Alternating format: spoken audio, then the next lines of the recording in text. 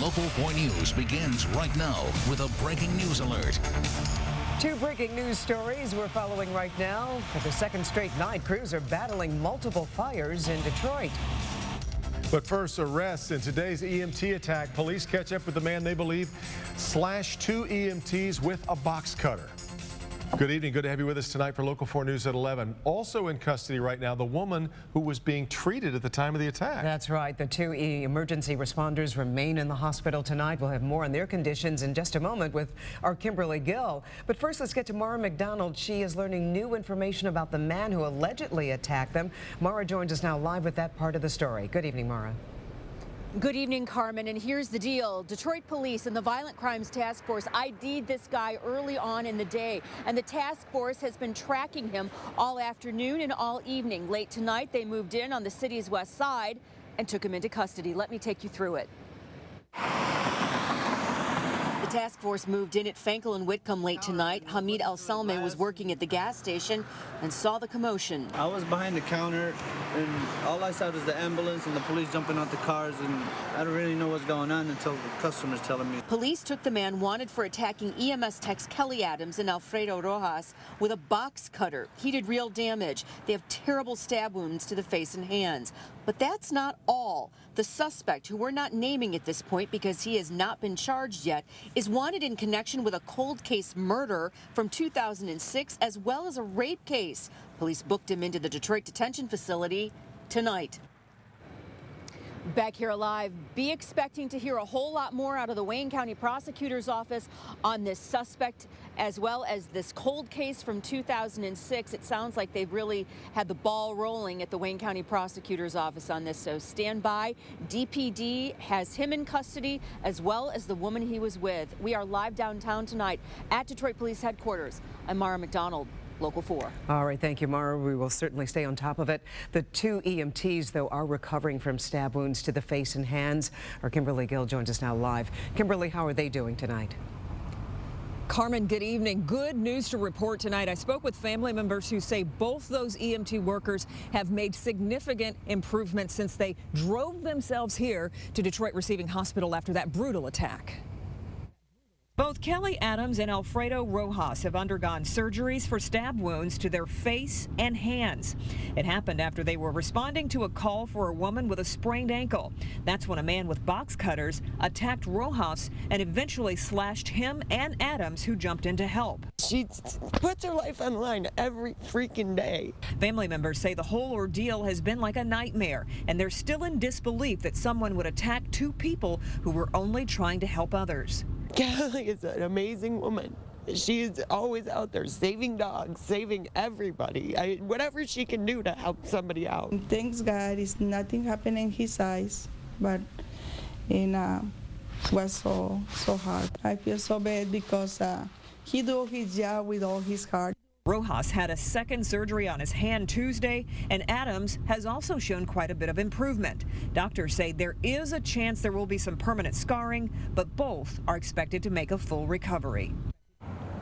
Now, I talked to Rojas's family on the phone tonight, and they said that he has a slash across his palm that was so deep that doctors thought that it had damaged some of the tendons and nerves, and they were afraid that he wouldn't be able to move his fingers. But after that second surgery today, they tell me that he is doing wonderful, that he can move his fingers, and they are so very thankful for the doctors and nurses here at the hospital, as well as all the community's love, support, and prayers. We are live tonight at Detroit Receiving Hospital. Kimberly Gill, Local 4. Exactly right. All right, Kim.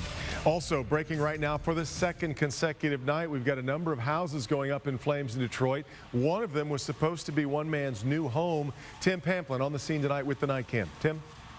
This is Otis and Gilbert, Detroit Southwest Side firefighters putting out a pile of rubbish there as the other firefighters attacked the hot spots. Earlier this evening, a couple of hours ago when this fire broke out, it was a scene of absolute destruction as 4 homes go up in flames. It was all hands on deck, civilians even chipping in. The guy in the white there dragging the hose. He's got a vested interest. That house on the left, that White House, that's his. He wants to try and save it. It suffered some fire damage. He tells me he just got his homeowner's insurance canceled 2 days ago. This gentleman just bought one of these homes at a Wayne County auction. I feel disappointed. I mean, I lost my investment. And you couldn't get insurance? No, nobody wants to insure you right here in Southwest Detroit. Nobody wants to do it. One firefighter here pointing out they've been very busy the last couple of nights. Halloween just 10 days away, and we all know what that means in the city of Detroit. I'm sure the city is re-upping its effort to gather as many angels as they can. That is the scene in Southwest Detroit tonight. With the night cam, Tim Pamplin, Local 4. Boy, what a scene. All right, Tim. We're also getting our first look tonight at the fight on the football field that almost cost Detroit King a championship. That's right. Cody High School's coach sat down with us to discuss what led to the brawl. He says his players shook hands with the Kings players after the game, and some of the congratulatory pats on the back may have been taken the wrong way. He says the video makes it clear that it was Kings players who were the aggressors. Now watch what my players do. They're giving them the #1 respect that you can give any other ball player.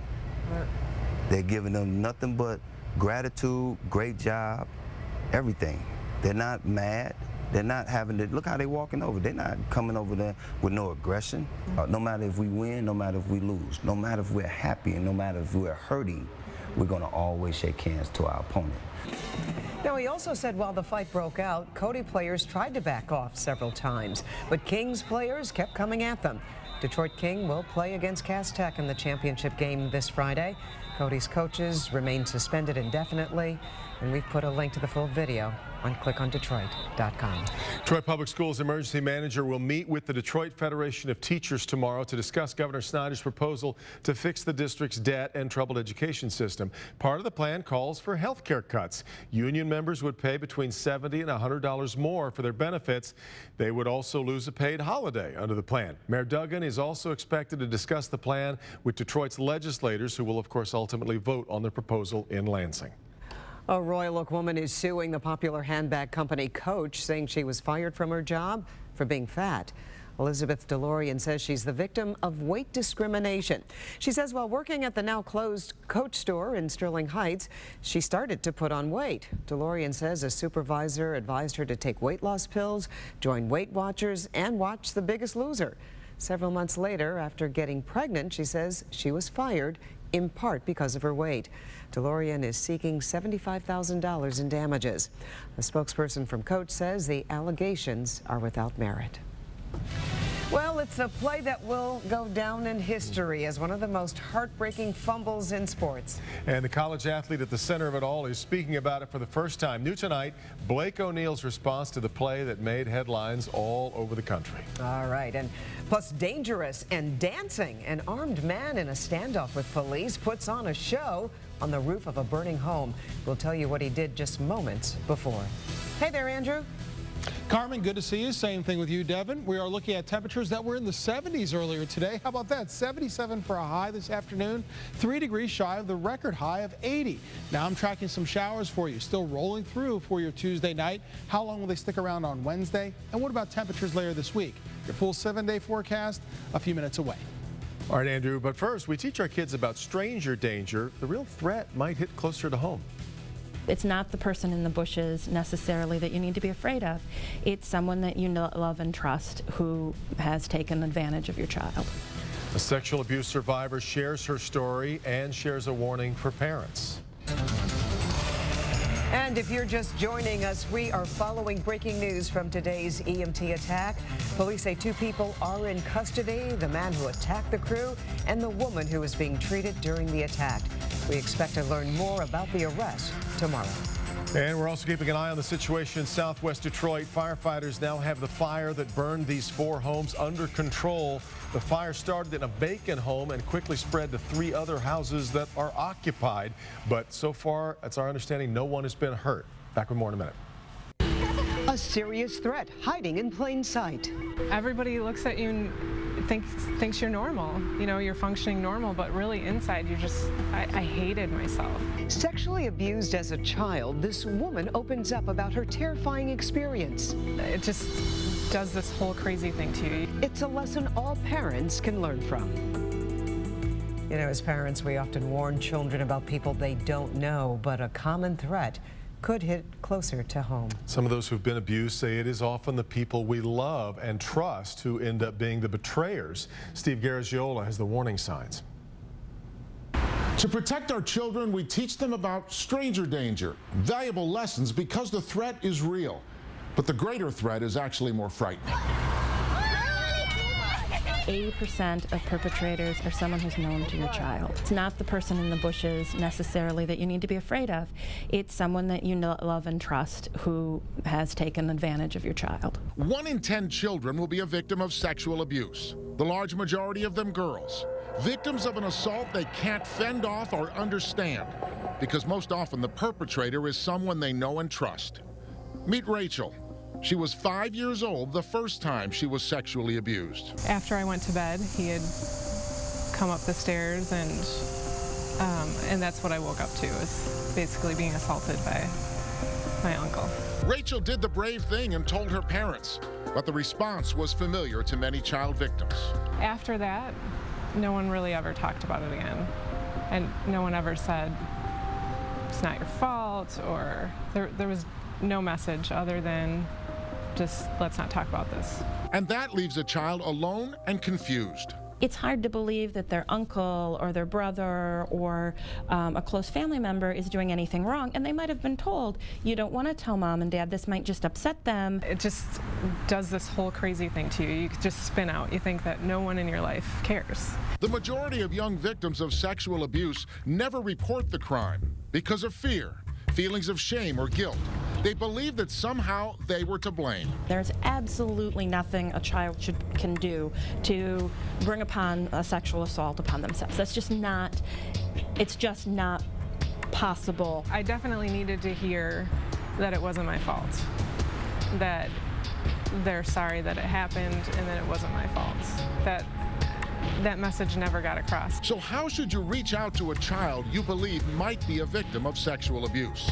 Often children are not believed, or it's minimized in a way to say, well, do you really mean that Uncle Joey did X or Y? It's really important to take the child's word and not to provide any blame, just to be present to that child when a child discloses sexual abuse. The long-term effects on adult survivors range from physical issues like eating disorders and chronic pain, to emotional struggles with anxiety and low self-esteem. The haunting feeling that something is terribly wrong, but you don't know what it is. Everybody looks at you and thinks you're normal. You know, you're functioning normal, but really inside you just, I hated myself. Like most pain and trauma in our lives, Rachel says you can run, but you can't hide. You can stuff it all you want. It's coming back up. It's going to come back up, and you can't do anything about it until you deal with it. Rachel is living proof that a victim can heal, but she believes we have to change the way we deal with child sexual abuse. It still isn't okay to talk about. I still get the shocked look when I talk about it from a lot of people. It's better, it's definitely better, but people are shocked that I'd be willing to talk about this. And it shouldn't be like that. If you were a victim, or you think you know of a child who is, we've put a list of resources on the family page at our webpage, clickondetroit.com. I'm Steve Garagiola, Local 4. Eye-opening point, isn't it? Very much so. All right, thanks, Steve. Here's a look at what defender Kevin Dietz is working on for tomorrow night. It's a tale of two troopers, one accused of leaving his post early. The other accidentally kills his dogs by leaving them in a hot car for 11 hours. Only one of the troopers is kicked out of the K-9 unit and has to give up his beloved dogs. He was given a written reprimand and was immediately issued 2 more dogs. New allegations of racism inside the Michigan State Police. He wasn't removed from the unit, and I was. The white trooper could have been charged with a crime for killing his dog. The black officer says the department covered up his mistakes, then severely punished him for a much less serious mistake. Was kept hush-hush, and he was allowed to stay in the unit. The defenders expose this K-9 controversy tomorrow night at 11. Well, it was a lovely fall day today. I would take a do-over on it, wouldn't you? A mulligan. But, you know, we could use a little rain. I think some places got it, some didn't. Yeah, that's right. We still have some scattered showers now. We do need the rain. I think we'll take today and go ahead and pocket it, save it up for the winter and try and bring it back out, right? Yeah. Out there right now, we're still looking at relatively warm conditions, but also a few of those scattered showers dotting the landscape. As you look at 4 live radar, you can see that right there. We still need the rain. I mean, we've already got a deficit of over 3 inches for both the season season and for the year, creeping closer to 4 inches. So far, we've had just over 1.5 inches, and this tally is going to go up a little bit with some of the showers we have around right now, but we'll still keep an eye on it for you as we go over the next few days, because after some scattered showers for tomorrow, I think we get into another dry period for at least another couple of days. First, we've got 65 degrees currently, winds out of the south-southwest, keeping us relatively mild. I mean, middle 60s in October feels more like early June if you ask me, and relative humidity right now is at around 42% right here in the city. And enjoy the warm conditions while they last. I mean, today we had a high of 77. Tomorrow's high will be 70 degrees in the afternoon, even with some scattered showers. Then cooler air settles in for the rest of the week, the weekend, and early next week. Nothing too chilly. Just get the jackets ready once again. Highs in the 50s and 60s over the next few days after tomorrow. But boy, what beautiful colors we have around the area, right? And thanks to all of our weather watchers who are snapping those photos. You can see that here in parts of Wayne County, including Maria, who sent this one in on Local 4 storm pins. Beautiful color also breaking out around Dearborn. Look at those yellows and golds and reds just simply popping in that area. And we're also looking at downtown Detroit. Beautiful rainbow after some afternoon showers for today that were sent in by Cappy 71. Thank you very much for doing that. And guess what? You can download Local 4 storm pins onto your mobile phone. Just search for WDIV and make weather a bit more social by sending those in.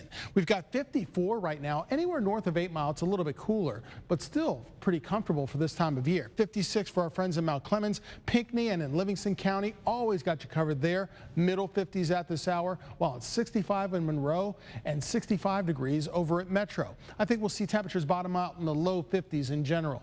In fact, we've got milder air off to our west that will continue to move in, but some showers that will cruise overhead as well. You see more rain activity, a little spin up here just west of Chicago, so this still has to travel over southern Michigan over the next few hours. So don't be surprised by a few scattered showers in the morning, and things will still be a bit unstable in the afternoon. Partly to mostly cloudy skies around with 1 or 2 showers for at least the early afternoon, and then this cold front comes by, and that's ahead of some of the cooler air by the end of the week. So overnight tonight, temperatures down to about 54 degrees, low 50s on average. Scattered showers through tonight and into tomorrow morning. Sunrise on your Wednesday is at 7:53.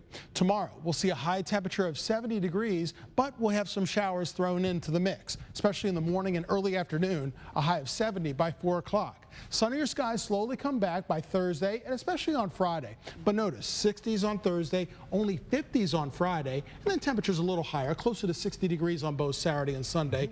One of those 2 days, I think Saturday might be the wetter one, but no washout. Yep, which is okay. Thank you. We've got time for Ben's Little Pumpkins. Let's take a look. This is Morgan. She's dressed as Marshall from Paw Patrol, and next to him is Jasmine, dressed as a corpse from Queen. The old corpse prom queen. Lovely. Send us your... Those are great Still costumes, cute, though. Exactly. Then send us your Little Pumpkins pictures. You can submit your photos on the lifestyle page at clickondetroit.com. We've had plenty. Keep them coming. It's great. I said Morgan she. I meant Morgan he was dressed as. Well, coming up, it's a highway known for having no speed limit. So how did this happen? A woman on a motorized scooter on the Autobahn. We'll tell you how this turns out coming up. Ooh. Also, he's dancing like he doesn't have a care in the world, even though he is standing on the roof of a burning home. This man eventually ended up in handcuffs. We'll tell you why next.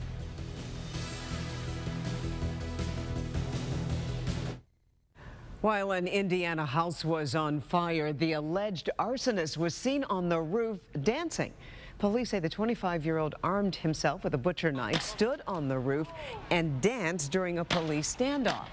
When negotiations didn't work, police shot him with rubber bullets and a taser to get him down. He's facing arson charges and a charge for previously stealing his ex-girlfriend's car and crashing it.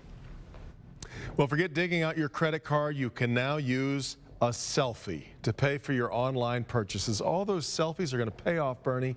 MasterCard is trying out new technology that lets online shoppers authorize a transaction with a selfie instead of a password. All you have to do is download the facial recognition app, hold up the phone, and blink. The blink prevents thieves from holding up another person's picture. Employees are taking part in a 2-month pilot first before rolling it out. We'll see. So hang on, Bernie, not yet. You can get Polaroid pulled over for driving too fast, of course, but a woman in Austria got stopped for driving too slowly. Well, listen to this. Police pulled the 89-year-old woman over for driving her red scooter down the shoulder of the famed Autobahn. She was going 6 miles per hour. Whoa. Cars whizzing past her at top speeds. The woman said she took a wrong turn and mistakenly drove up the service ramp. So police escorted her home safely. 6 miles an hour. On her way to the dentist, maybe? She was just trying to get from here to there. You know how that goes? Happened many a night to me on the lodge. Do not even laugh at that. Was you. Thank you. Exactly. Well, Blake O'Neill spoke tonight. He is the punter from Michigan. You're going to fall in love with this kid. He's terrific. Latest on the baseball playoffs and a little bit we call Oops next. You know, we talk about teachable moments, but I think this really qualifies as a Absolutely, very good one. no question. And this kid is just, I mean, you listen to him. You're going to love him, fall in love with him. Blake O'Neill's name will be known to Michigan and Michigan State fans for generations to come. He's the punter who fumbled the snap on the final play last Saturday. O'Neill's from Australia, and if you felt any sympathy for him, you can stop it. He's not looking for any. O'Neill talked about the moment tonight and seemed very at ease. Like any other punt, you sort of go out there and go, this is what I'm going to try to do and try to execute it to the best of your ability. Obviously, that didn't work when instinct kicked in and I tried to sort of, kick it over my head and didn't work out. But pick yourself up, dust yourself off and go again. That's the beauty of sport. I mean, the Michigan football team all rallied around me and said, look, mate, one play doesn't define a game. We'll come back stronger from this. And as coach said, put steel in our spine and become a better team.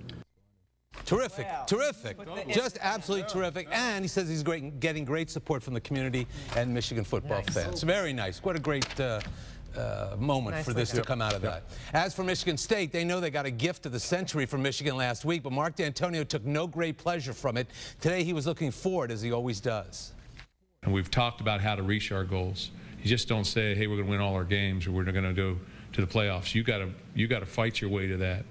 So the next bout, the next challenge is Indiana coming in here. That's right, Saturday at noon in East Lansing. Baseball playoffs, ALCS. Kansas City a game away from the World Series after smoking Toronto 14-2. Royals lead that series 3-1. We've got highlights. Royals first man on. Boom! Ben Zobrist 2-run home run to right center.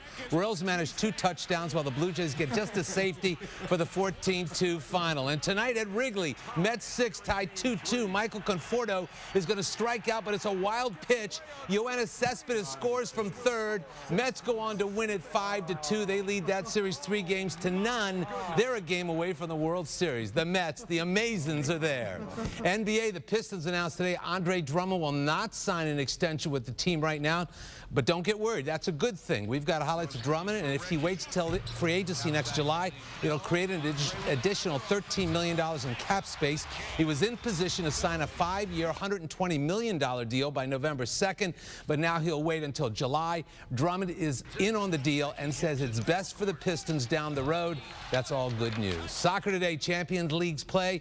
Arsenal beat Bayern Munich 2-0. Normally we show you goals, but tonight an amazing save by Manuel Neuer of Bayern Munich. Alexis Sanchez, Nacho Monreal, it's a good ball, it's Walcott, what a save, and Ramsey can't put in the follow-up.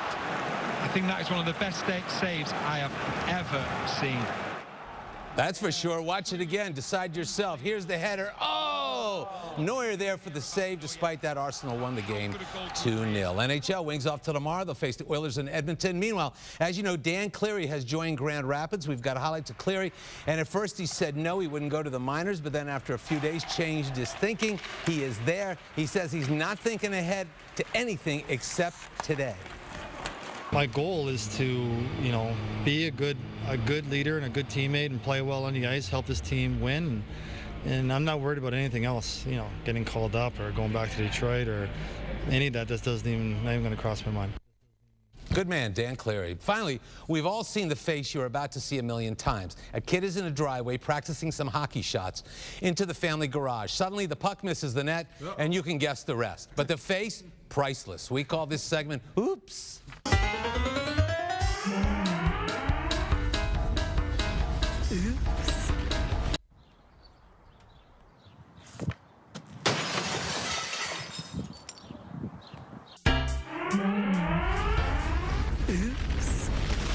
The only other one I've seen like that was Carmen after the Michigan game Saturday night. Oh, how I did look like that. you and a lot of other people. You know what? I loved his response. Absolutely. The punter's response. Absolutely. He knows he's got to move forward. Yep, it was the whole great. team can, thanks to him. In fact, that's probably why it's bad that they don't have a game this week. They can get right back to playing, maybe. Yeah. We've got to say goodnight. Exactly. The Tonight Show starring Jimmy Fallon is next. Good night.